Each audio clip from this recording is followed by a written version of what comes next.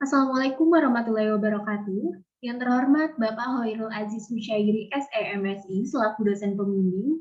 Yang saya hormati Bapak Ibu moderator dan teman-teman yang berbahagia.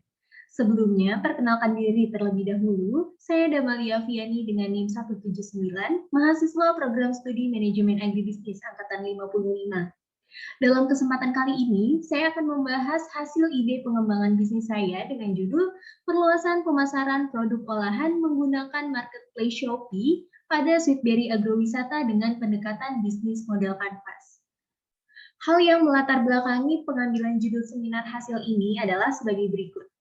Menurut Nurwati dan Mulyana tahun 2017, kondisi geografis Kabupaten Cianjur didominasi dataran tinggi dengan kondisi udara sejuk yang berkembang menjadi wilayah industri pariwisata dan perkembangan pada sektor pertanian. Kabupaten Cianjur sangat cocok untuk ditanami tanaman hortikultura sayuran dan buah-buahan. Salah satu tanaman hortikultura buah yang dibudidayakan adalah tanaman stroberi. Satu-satunya perusahaan yang bergerak pada sektor tanaman hortikultura stroberi adalah Sweetberry Agrowisata. Sweetberry Agrowisata merupakan salah satu tempat wisata terluas di kawasan Puncak Bogor, Kabupaten Cianjur, yang memiliki luas kebun kurang lebih 2 hektar, yang menawarkan wisata petik buah stroberi secara langsung, taman kelinci, dan arum jeram, serta menawarkan berbagai produk olahan buah stroberi yang menjadikan ciri khas oleh-oleh Sweetberry Agrowisata. Adanya pandemi COVID-19 yang melanda Indonesia menjadikan pengunjung sebagai pangsa pasar utama mengalami penurunan dibandingkan saat kondisi sebelum pandemi. Hal tersebut menjadikan pendapatan perusahaan menurun. Menurut Sari et al. Tahun 2020, saat ini Indonesia memasuki era revolusi industri 4.0, di mana apapun berhubungan dengan teknologi, pertukaran data dan informasi secara digital dinilai lebih efektif dan efisien sehingga memudahkan penggunanya. Banyak perusahaan yang sudah menggunakan digital marketing sebagai sarana pemasaran produknya. Masyarakat cenderung konsumtif dan memilih cara praktis dalam membeli suatu produk yaitu secara online. Menurut Satgotra dan Saputra tahun 2013, marketplace merupakan tempat atau wadah untuk melakukan pemasaran produk atau jasa menggunakan media internet. Dari hasil survei yang dilakukan oleh Databox tahun 2020, menyatakan bahwa marketplace dengan jumlah pengunjung terbanyak ditempati oleh Shopee, dengan jumlah rata-rata kunjungan sebanyak 93,4 juta per bulan. Maka dari itu, perluasan pemasaran secara online melalui platform marketplace Shopee merupakan cara efektif dalam memasarkan suatu produk. Dengan memanfaatkan platform marketplace, perusahaan dapat menjangkau konsumennya lebih luas dan akan meningkatkan pendapatan perusahaan. Adapun tujuan dari kajian pengembangan bisnis ini yaitu merumuskan ide pengembangan bisnis dengan menganalisis kekuatan, kelemahan, peluang, dan ancaman yang terdapat pada Sweetberry Agrowisata. Kemudian yang kedua, menyusun perencanaan pengembangan bisnis pada Sweetberry Agrowisata berdasarkan pendekatan 9 blok bisnis model kanvas. Berikut saya akan menjelaskan mengenai keragaan perusahaan Sweetberry Agrowisata. Sweetberry Agrowisata berdiri pada tahun 2008 oleh 5 orang yang berada di suatu kelompok tani. Awal mula Sweetberry Agrowisata berlokasi di Villa Green Apple dengan luas lahan 1 hektar, kemudian melihat peluang pasar yang ada, pada tahun 2013 membuka cabang baru di Villa Puncak Resort dengan luas lahan 2 hektar. Struktur organisasi yang diterapkan oleh perusahaan saling terkait di setiap bidang yang dijalankan. Masing-masing bertanggung jawab atas aktivitas kerja yang bertujuan supaya seluruh kegiatan perusahaan dapat terkendali. Karyawan dibagi ke dalam beberapa bagian sesuai dengan kemampuan dan keterampilannya masing-masing, yang terdiri dari bagian produksi, pemasaran, dan keuangan. Sumber daya fisik yang dimiliki perusahaan meliputi bangunan dan peralatan yang digunakan dalam proses produksi. Total tenaga kerja sebanyak 23 orang, sumber daya keuangan yang dimiliki merupakan modal pribadi pemilik. Kemudian saya akan menjelaskan hasil dan pembahasan mengenai rumusan ide pengembangan bisnis. Salah satu permasalahan yang ada pada Sweetberry Agrowisata adalah belum melakukan pemasaran digital pada produk olahannya. Ditinjau dari faktor internal atau kelemahan perusahaan bahwa perusahaan belum menjangkau konsumennya secara luas, hanya terfokus pada wisatawan yang datang ke lokasi saja, yang mayoritas adalah masyarakat sekitar Cianjur. Promosi dan pemasaran produk olahan belum optimal, hanya melakukan pemasaran secara langsung. Jika ditinjau dari faktor eksternal, perusahaan memiliki beberapa peluang, yaitu meningkatnya daya beli masyarakat secara online, Kemajuan teknologi informasi dapat meningkatkan pendapatan perusahaan. Dari kedua faktor tersebut, didapat ide pengembangan bisnis, yaitu perluasan pemasaran produk olahan menggunakan marketplace. Yang selanjutnya akan dianalisis menggunakan 9 elemen bisnis model kanvas. Berikutnya saya akan menjelaskan mengenai rencana pengembangan bisnis saya. Menurut Hushairi et al. Tahun 2020, bisnis model kanvas adalah alat analisis yang digunakan untuk memetakan sebuah bisnis ke dalam sebuah kanvas model agar lebih mudah dipahami. Dan menurut Zulfadli dan Wahjuadi tahun 2015, bisnis model kanvas dapat memberikan alternatif rancangan model bisnis sehingga perusahaan dapat memaksimalkan pendapatannya. Berikut saya akan menjelaskan mengenai bisnis model kanvas perusahaan sebelum dan sesudah pengembangan bisnis. Yang pertama yaitu customer segment. Segmen pelanggan yang menjadi tujuan utama perusahaan adalah para wisatawan yang datang ke lokasi, di mana pengunjung mayoritas adalah masyarakat sekitar Kecamatan Cipanas. Setelah adanya pengembangan bisnis, perusahaan dapat menjangkau pelanggan lebih luas sampai daerah Bekasi, Cirebon, dan Purwokerto, Jawa Tengah.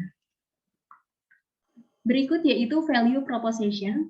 Proporsi nilai sebelum pengembangan bisnis adalah menjaga kualitas produk olahan, kuantitas produk lebih baik dibanding pesaing, disertai sertifikasi PIRT dan kehalalan pada produknya. Proporsi nilai setelah pengembangan bisnis yaitu memudahkan konsumen dalam mengakses dan memperoleh informasi terkait dengan produk yang ditawarkan. Selain itu, perusahaan menawarkan nilai kepada konsumen dengan mendaftarkan tokonya pada program gratis ongkir Shopee. Dengan demikian, konsumen dapat membeli produk tanpa membayar biaya kirim. Dengan terdaftarnya toko pada program gratis ongkir Shopee, perusahaan memiliki keuntungan eksklusif, yaitu diantaranya yang pertama gratis ongkir sampai dengan 20.000 akan ditanggung Shopee, kemudian toko akan memiliki tag gratis ongkir pada produk untuk meningkatkan exposure dan menarik pembeli, produk toko masuk ke dalam fitur pencarian gratis ongkir. Pada elemen channel, saluran yang dimanfaatkan oleh perusahaan sebelum pengembangan bisnis adalah hanya sebatas pemasaran langsung kepada pengunjung yang datang. Setelah adanya pengembangan bisnis, saluran yang digunakan yaitu platform marketplace Shopee. Menurut Cahyani dan Adias tahun 2020, dari hasil penelitian mengenai analisa persepsi konsumen terhadap marketplace Tokopedia dan Shopee, dapat ditarik kesimpulan bahwa Shopee dinilai lebih unggul dari hasil perbandingan nilai uji WMS pada variabel produk, harga, promosi, dan kemudahan penggunaan. Pada elemen customer relationship, cara perusahaan menjaga hubungan dengan pelanggannya dengan memberikan pelayanan yang maksimal kepada konsumen yang datang secara langsung. Konsumen yang datang secara langsung ke lokasi perusahaan dapat melihat buah stroberi yang akan dijadikan sebagai produk olahan dan jika sedang produksi, konsumen dapat melihat secara langsung proses produksi produknya. Setelah adanya pengembangan bisnis, pelanggan yang membeli produk diberikan pelayanan melalui fitur yang tersedia di Shopee dengan menampilkan profil perusahaan dan memberikan layanan after sales agar konsumen merasa nyaman dan puas setelah berbelanja. Layanan yang diberikan berupa balasan dari setiap konsumen yang melakukan penilaian produk. Pada elemen revenue stream, mengkaji aliran pendapatan yang diterima perusahaan per 1 bulan. Aliran pendapatan yang diterima perusahaan sebelum pengembangan bisnis, yaitu bulan Februari, dari penjualan produk olahan adalah sebesar Rp5.575.000 dengan jumlah produk yang terjual yaitu 223 pieces. Setelah adanya pengembangan bisnis pada bulan Maret, pendapatan yang diterima perusahaan meningkat menjadi Rp7.975.000.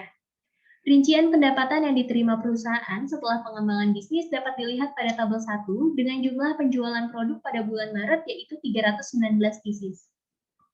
Pada elemen key research, sumber daya utama perusahaan terdiri dari sumber daya fisik, yaitu bangunan dan peralatan, sumber daya manusia, yaitu 3 orang bagian produksi dan pemasaran, sumber daya finansial, modal pribadi pemilik. Setelah pengembangan bisnis, tidak memiliki banyak perubahan pada elemen key research. Perusahaan tidak merekrut karyawan baru, melainkan memberikan pekerjaan tambahan kepada karyawan bagian pemasaran yang melayani pemesanan paket wisata. Hal tersebut dilakukan karena pekerjaan yang dilakukan dalam pelayanan pemesanan paket wisata juga secara digital, yaitu melalui WhatsApp perusahaan. Pada elemen Key Activities, serangkaian aktivitas yang dilakukan sebelum adanya pengembangan bisnis adalah produksi produk olahan dan memasarkannya secara langsung di lokasi perusahaan. Setelah adanya pengembangan bisnis, serangkaian pemasaran terjadi perubahan. Kini perusahaan melakukan pemasaran secara online dengan memanfaatkan marketplace Shopee. Aktivitas yang dilakukan adalah publikasi produk olahan Sudberi Agrowisata, konten yang diunggah pada marketplace Shopee berupa produk yang dijual, beserta dengan rincian dan harga produk. Pada elemen Key Partnership, kemitraan utama yang bekerja sama adalah pemasok bahan baku utama, supplier stroberi di Kecamatan Ciwidey, toko plastik, dan percetakan. Setelah adanya pengembangan bisnis, kerjasama yang dilakukan tidak hanya dengan pemasok bahan baku dan penunjang saja, melainkan dengan pihak penyedia aplikasi Shopee, baik untuk pembentukan awal hingga proses penjualan berlangsung.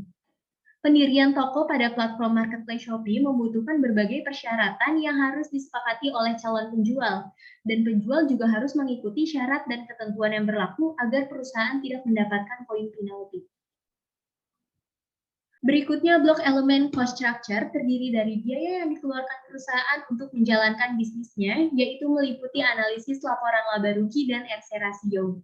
Biaya variabel sebelum adanya pengembangan bisnis sebesar Rp1.666.750 per bulan dengan biaya tetap Rp2.952.458 per bulan. Biaya variabel setelah adanya pengembangan bisnis meningkat menjadi Rp2.473.000 per bulan karena adanya penambahan biaya untuk penunjang kegiatan packing produk, dan biaya tetap juga ikut meningkat menjadi Rp3.012.458 per bulan karena adanya penambahan untuk internet. Menurut Nurmalina et al. Tahun 2014, laporan laba rugi berisi tentang total penerimaan, pengeluaran, dan kondisi keuntungan yang diperoleh suatu perusahaan dalam satu tahun akuntansi atau proyeksi. Pada perhitungan laporan laba ruginya, perusahaan memiliki asumsi-asumsi sebagai berikut. Yang pertama, yaitu modal yang digunakan adalah modal pribadi. Yang kedua, pajak penghasilan 0,5% dari penerimaan yang didasari Undang-Undang Republik Indonesia Nomor 46 Tahun 2013, Pasal 3 Ayat 1. Arus pengeluaran terdiri dari biaya variabel dan biaya tetap yang sudah dijelaskan pada slide sebelumnya. Arus penerimaan berasal dari penjualan produk olahan, laba bersih yang diperoleh perusahaan meningkat sebesar Rp1.625.581, dan pada tabel 2 dapat dilihat laporan laba rugi Sudberi Agrowisata sebelum dan sesudah pengembangan bisnis.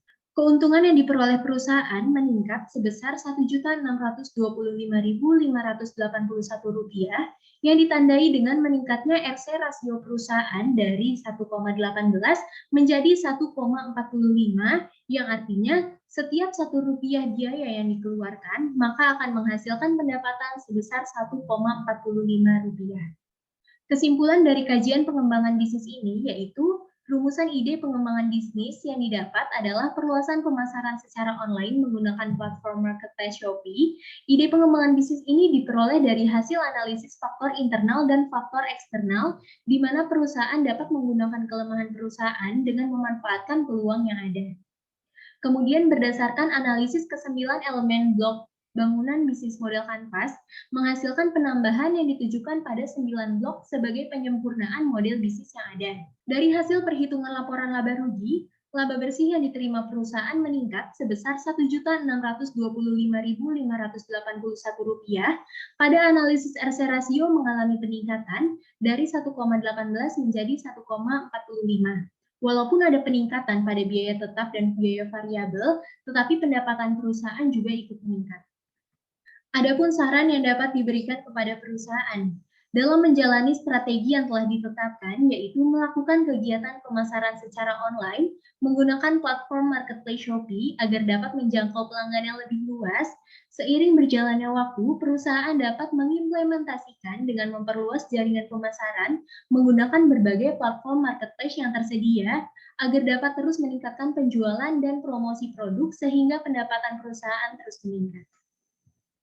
Sekian presentasi yang dapat saya sampaikan dari hasil ide pengembangan bisnis saya. Mohon maaf bila ada kesalahan dalam penulisan dan perkataan. Billahi taufiq wal hidayah, wa ridho wal inayah. Wassalamualaikum warahmatullahi wabarakatuh.